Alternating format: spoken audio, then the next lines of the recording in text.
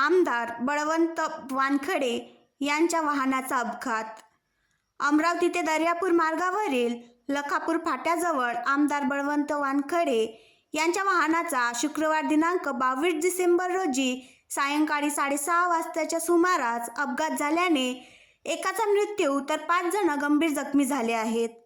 मिळालेल्या माहितीनुसार आमदार बळवंत वानखडे यांच्या वाहनाने कापूस व मजुरांना घेऊन जाणाऱ्या ट्रकला धडक दिल्याने शेतकरी व दर्यापूर सेवा सहकारी सोसायटीचे क्रमांक 6चे अध्यक्ष मोहम्मद खलील मोहम्मद अमजद वय 55 वर्ष यांचा मृत्यू झाला, तर अन्य 5 जण गंभीर जखमी झाले.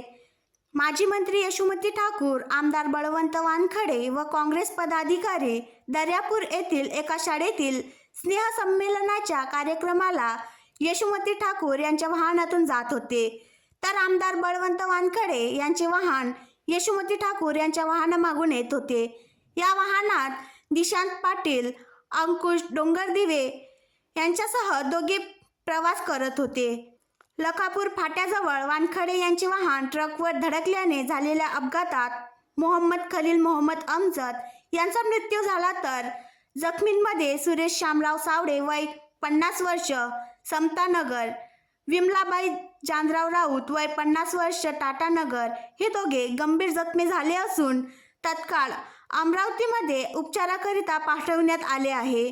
तर संगीता संजय नांदणे वय 35 वर्ष, नीता उमेश सावडे वय 35 वर्ष, संजय सुरेश इंगळे वय 55 वर्ष, लक्ष्मी गोपाळ चव्हाण वय 45 वर्ष हे किरकोळ जखमी झाले आहेत.